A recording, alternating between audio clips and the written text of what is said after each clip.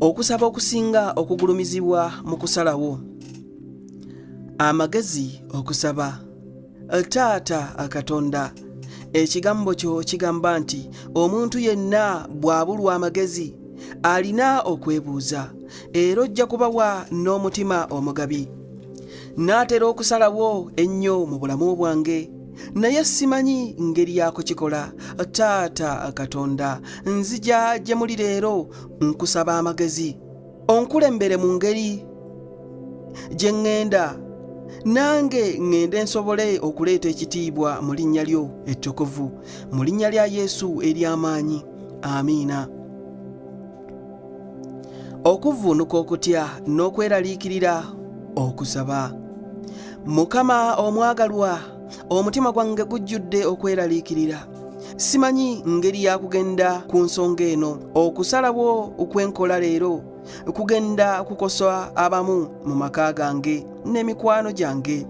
Ntya okulemererwa n'okuswaza abaagalwa bange, naye ekigambo kyo kigamba nti totuwadde mwoyo gwa kutya, wabula gw'amaanyi, okwagala n'ebirowoozo ebiwulikika. Ekigambo kyo kibeere kiramu mu nze, onzijuze omukwano gwo n'amaanyi, nsobole okusalawo n'obuvumu. Mu linnya lya Yesu nsaba. Amiina. Obugumiikiriza okusaba. Taata ow'omu ggulu, ggyawo ekintu kyonna mu nze ekijja okundetera okusalawo mu ngeri ey'ekibogwe. Mpa obugumiikiriza okukwata ku kusalawo okunene n'okutono mu bitundu eby'enjawulo mu bulamu bwange. Munzijuza amaanyi ag'obwakatonda ge nnyinza okugoberera bulijjo okukulembera kwo. Nkwata ekkubo ly'ondaga ne bwe lirabika nga liwanvu. Mukama wange, mpola mpola bwe nfubutuka, era njigiriza n'engeri y'okusalawo mu bukkakkamu. Mu linnya lya Yesu nsaba era nzikiriza. Amiina. Ekiraamo kyo si ssaala yange. Onjagala nnyo, gwe wekka amaanyi, enkomerero yange okuva ku ntandikwa. Tewali kyenkola oba kyenjogera kikukwata mu kwewuunya. Omanyi ebiri mu mutima gwange, ebirungi oba ebibi. Buli muntu anneetoolodde nsalawo okukola ebintu mu ngeri ye, era kinkema nnyo nange okukikola. Naye Kitaffe Katonda, njagala okwagala kwo kukolebwe mu bulamu bwange. Bwe kiba nga si kwagala kwo gye ndi okukwata ekkubo lino, olwo Kitaffe mpa amaanyi ag'obwakatonda okukkiriza n'okugoberera okukulembera kwo. Buli kye nsalawo kibeere nga kikusanyusa. Mu linnya lya Yesu nzikiriza era nsaba. Amiina. Okusaba kw'okutegeera.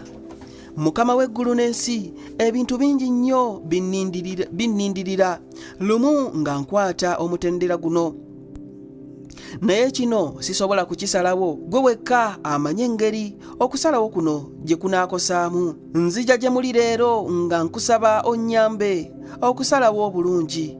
Mukama, nnyamba okubeera omulamuzi omulungi mu buli mbeera gye njolekera. Nnyamba okubeera omulamuzi omulungi mu buli mbeera gye njolekagana nayo. Gula amaaso gange ag'omwoyo nsobole okulaba ani era nkolagana nakyo mu linnya lya Yesu nzikiriza era nsaba. Amiina. Okusaba okugondera. Mukama omutukuvu, ekigambo kyo kigamba nti obuwulize businga ssaddaaka. Taata, nnyamba okutambulira mu buwulize nga bwe nsalawo ku bulamu bwange, amaka n'emirimu gyange. Leka okusalawo okwo kukwatagane n'ekigambo kyo. Ondage ekkubo ly'otaddewo n'engeri gy'oyinza okulitambuliramu. Gye mbadde ntambulira mu bujeemu, Taata nsonyiwa. Omwoyo w'omutukuvu annunule mu buli kye nkola, nsobole obutagenda mu maaso na kigambo ekyo. Okwetoowaza mu mutima gwange nsobole okubeera nga tegukyukakyuka. Kiri mu linnya lya Yesu nze nzikiriza era nsaba. amiina. Emirembe egy'ebirowoozo okusaba. Mukama Yesu, ndi mu kuggwaamu essuubi. Buli omu antunuulira okusalawo ekisembayo. Omutima gwange gujjudde okutya, naye tutambulira mu kukkiriza ne tutalaba. Y'ensonga lwaki leero nkusaba oggyewo buli kubuusabuusa okuli mu mutima gwange n'okukikyusaamu. Ŋŋaana okuleka omutima gwange okutawaanyizibwa oba okutya. Nkimanyi nti oli nange okutuusa ku nkomerero. Leero nsalawo okutambulira mu mirembe gye gimu Yesu gy'alina. Mu linnya lya Yesu nsaba, amiina.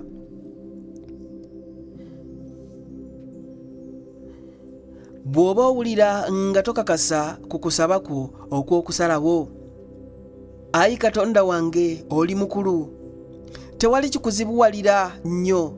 Taata, mu kiseera kino njolekagana n'akaseera akazibu, neetaaga okusalawo ennyo mu bulamu bwange, naye simanyi ngeri yakukikola.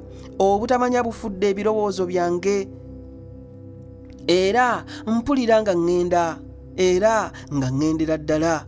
Mukama, jjawo okubuusabuusa ku mutima gwange nsobole okusalawo okulungi. Onzijuze era nsobole okugoberera obulagirizi bwo awatali kutya kwonna oba okubuusabuusa, mu linnya lya Yesu, amiina.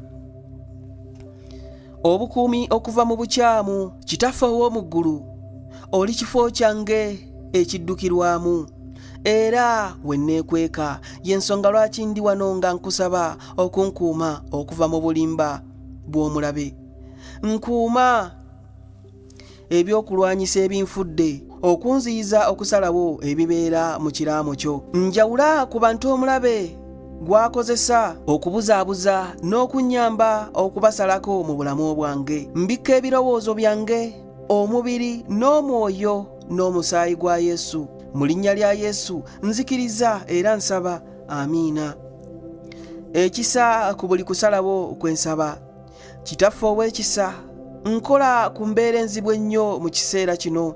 Neetaaga ekisa mu kiseera kino nsobole okukola ekituufu. Ekisa kyo kibeere ku nze, nsobole okufuna okusiimibwa n'abantu abatuufu. Taata, toleka kuswala olw'abo abawakanya era abannindirira okwesittala n'okugwa. Mpa okwolesebwa okutegeerekeka obulungi wonna w'olina okugenda n'engeri y'okutuukayo. Ekisa kyo kinnyambe okwesigama mu bujjuvu olw'ekitiibwa ky'erinnya lyo ettukuvu. Mu linnya lya Yesu nze nsaba nti, amiina. Okumala okuggwaamu essuubi okusaba. Ayi Mukama, waliwo okusalawo kwe nkoze emabega okundese nga kuluma, nga mmenyekedde ddala era nga sirina bukuumi. Kati nnina okusalawo ekirala, naye eby'emabega bisigala nga bibooga mu mutima gwange, era kinfuula ow'okubiri okuteebereza nze kennyini. Mukama, twala obuyinza ku birowoozo byange, nyamba okussa essira ku kukulembera kwo so si ku kulemererwa kwange okwayita. Mu linnya lya Yesu nzikiriza era nsaba, amiina.